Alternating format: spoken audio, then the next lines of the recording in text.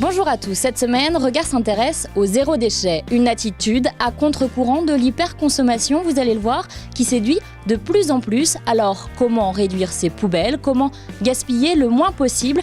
Pour cela, nous irons à la rencontre de Sylvie, qui avec sa famille a changé radicalement de façon de consommer. D'autres, vous allez le voir, se tournent vers le compostage. Enfin, le recyclage permet de redonner une seconde vie à nos objets. Pour cela, nous irons à la rencontre des compagnons d'Emmaüs.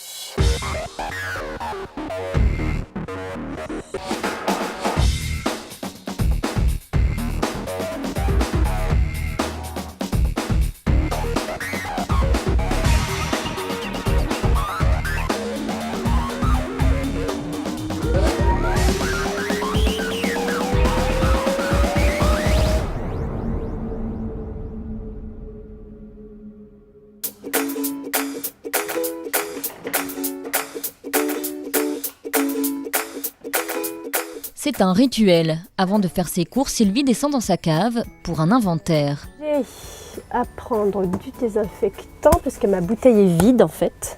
Depuis 2 ans, cette mère de famille fait la guerre aux emballages. Donc je vérifie.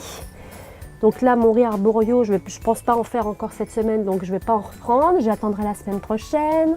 Elle met tout dans des contenants réutilisables. Parce que je récupère en fait les bocaux en verre, que je retire les étiquettes, que je nettoie, voilà. Donc je pense que je vais utiliser ça pour le miel, mes petits sacs. Alors farine, on a dit, sucre. En France, chaque habitant produit 354 kg d'ordures ménagères par an, soit près d'1 kilo par jour et par personne. Sylvie, elle, veut inverser la tendance. Voilà, on est prêt ? Ses courses, elle les fait désormais dans une épicerie zéro emballage.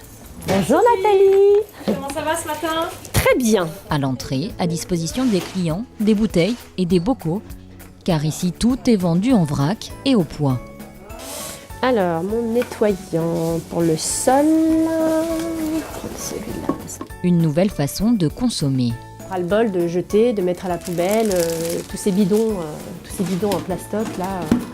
Là, il n'y a plus de boîte en carton, il y a mon sachet plastique que je réutilise systématiquement. Voilà. Pareil pour mon blanchissant. Voilà. On y trouve des produits d'entretien, du savon, du shampoing solide, des recharges de maquillage, mais aussi des pâtes, du riz, de la farine, des gâteaux et même du miel. Alors, Merci Nathalie. Qu'il faut mériter. Bon, c'est pas grave, on va faire des bêtises. À l'origine du zéro déchet, cette femme, Bea Johnson. Installée aux États-Unis, cette Française a banni le superflu. Chez elle, pas de décoration, des vêtements achetés en friperie, jamais d'emballage et des courses toujours en vrac et au poids. Son blog est suivi par 8 millions de personnes et son livre, devenu un best-seller, s'est vendu dans le monde entier. De quoi donner quelques idées comme ce tube de dentifrice. c'est comme ça. Oui, très Alors, vert. c'est quoi, C'est un solide, dentifrice solide. Ouais. Ah d'accord. Une consommation plus contraignante, mais qui a trouvé sa clientèle. Je dois avoir je pense, 150 personnes par jour. Au départ, j'ai commencé, il y en avait peut-être 20, 30 qui venaient. Voilà. Donc effectivement, le chiffre d'affaires progresse tous les mois. Ouais, de plus en plus, là, on sent vraiment un changement dans les mentalités. Et les gens veulent retrouver à la fois la maîtrise de leur consommation et réduire l'impact des déchets sur l'environnement. Oui, tout à fait. C'est important pour nous-mêmes. Nous aurions dû le faire depuis très longtemps. Donc aujourd'hui, c'est à nous de le faire et puis surtout inciter nos enfants à faire et à poursuivre en fait cette démarche d'alimentation saine, de manger peu en bonne quantité et équilibrée. Donc ça vous fait 16,69 €. D'accord. Une attitude écolo et peut-être même plus rentable. D'après la vendeuse, acheter les justes quantités permettrait de réduire de 30 à 40% la facture. Au revoir Nathalie. Bonne journée Sylvie. Merci à vous aussi, au revoir. Au revoir. Bonne...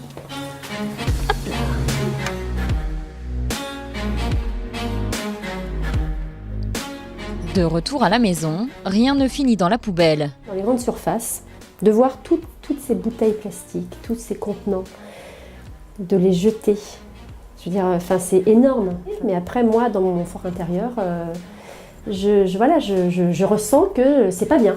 Je ne veux pas dire que c'est un mal-être, mais voilà, si on peut faire mieux, bah faisons-le. Ici, plus d'emballage pour le sucre, les pâtes, plus d'éponges jetables mais lavables, plus de coton, mais c'est mini-gants. Le gel douche et le shampoing ont été remplacés par des savons et les produits d'entretien sont contenus dans des bouteilles. Résultat, en 2 ans, les efforts de la famille ont payé. Leur poubelle a réduit de moitié. Alors, donc, sachant que les poubelles vont partir ce soir, voilà, il y a un peu plus de la moitié aujourd'hui. 15 jours de déchets pour 4 personnes, dont 2 enfants, ce qui place la famille bien au-dessous de la moyenne nationale. On avance, hein. On avance.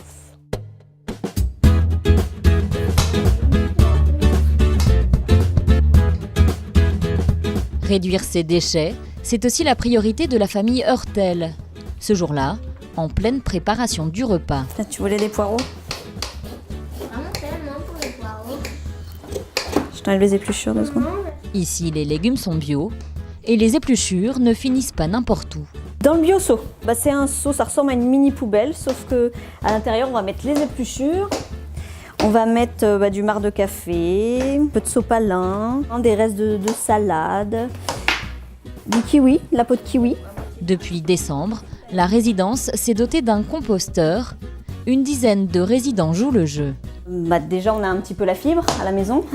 On continue. Après, c'est le plaisir de ne pas acheter aux ordures ménagères. Ça, c'est sûr, de savoir que ça ne va pas être incinéré, ça fait plaisir. Et puis, ça fédère un petit peu aussi au niveau des voisins. Il y a plus de relationnel, il y a vraiment une...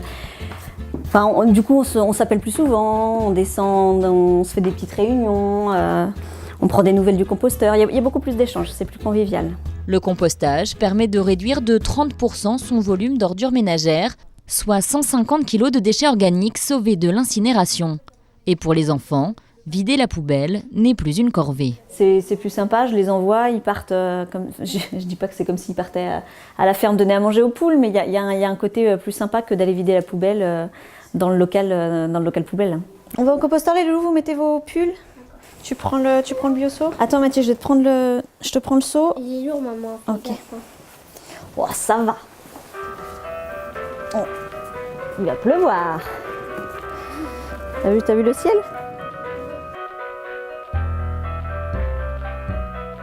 On sort de la maison et on vient jusqu'ici. Et c'est bien parce que on marche. Bah, c'est mieux d'aller vider le bio-seau que de regarder la télé. Régulièrement, Alan Le Gélou, maître composteur, vient vérifier que tout fonctionne. Ah ouais. Il y a de la vapeur d'eau, ça veut dire qu'à l'intérieur ça chauffe. C'est bon signe, pour que ça se décompose, il faut que ça travaille. C'est lui qui a formé les résidents aux techniques de compostage. Donc là on secoue, ce qui est un petit peu trop tassé, ça défait les gros paquets. Alors vous prenez des fourchées pas trop lourdes, pour pas vous faire un lambago. Dans 6 mois, le compost sera arrivé à maturation. Les résidents pourront l'utiliser pour leurs plantes ou pour les espaces verts de la copropriété. Mais derrière tout cela, c'est surtout des économies pour la collectivité. Dans les composteurs, ils ont mis à peu près 250 kg de déchets depuis 3 mois. Sur une année, on estime qu'ils vont pouvoir composter ici à la résidence La Pierre à peu près 1 tonne de déchets. Donc 1 tonne de déchets en moins à collecter et à traiter pour la collectivité. 1 tonne de déchets en moins, encore faut-il trier correctement. Des navets, tu vois. Ah, ça, c'est pas bon, ça. Un petit bout de plastique, Tiens, tu vois. l'arme du crime. Ouais, c'est ça. Alors on va essayer de trouver les empreintes digitales pour voir à qui il appartient. Ça se composte pas.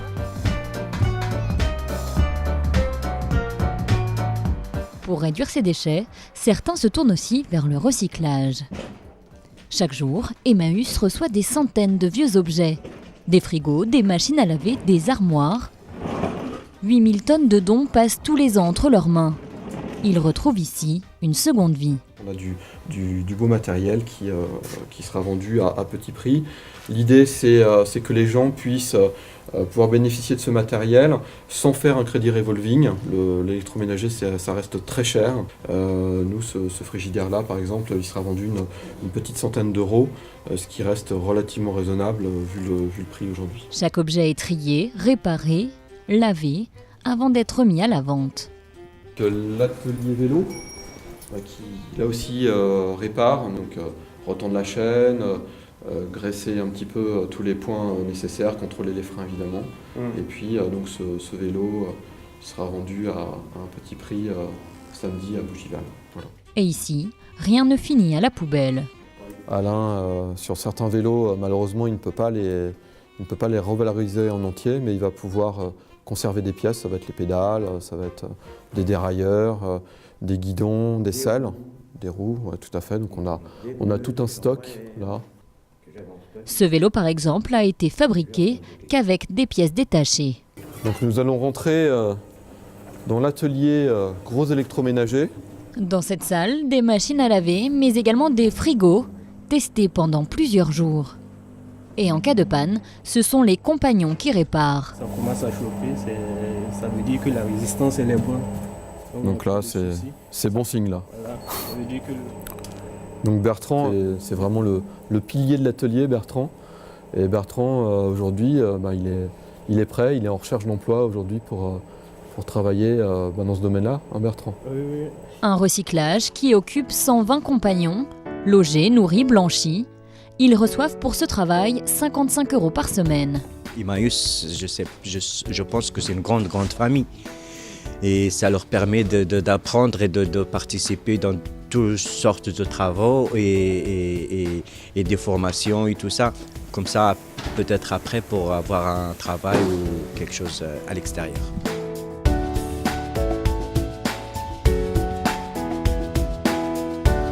Des machines à café dernier cri, des grille-pains. Bravo. Et donc tout ça, ça marche, tout ça, ça a été testé. Vous l'avez essayé et testé. Du choix, un peu comme dans un rayon de magasin. Montre-nous tes trésors tout neufs. Donc là, on a vraiment du matériel qui est quasiment neuf, quoi. Sans oublier les dons de vêtements, dont beaucoup seront donnés dans le monde entier. Chaque sac, comme vous le voyez, arrive ici, sur cette table de tri. Et il est ouvert, il est trié en fonction de son état. Si le travail n'est pas fait quotidiennement, ce sont des montagnes et des montagnes qui s'accumulent. Des millions d'objets retrouvent ici une seconde vie. Des objets déposés par les particuliers ou qu'Emmaüs est allé récupérer au domicile des donateurs. Une façon de lutter contre le gaspillage, tout en créant de l'activité pour les compagnons. C'est la fin de ce regard consacré au zéro déchet. Merci de nous avoir suivis. Vous pouvez retrouver l'intégralité de ce reportage sur notre site internet www.yveline1.com.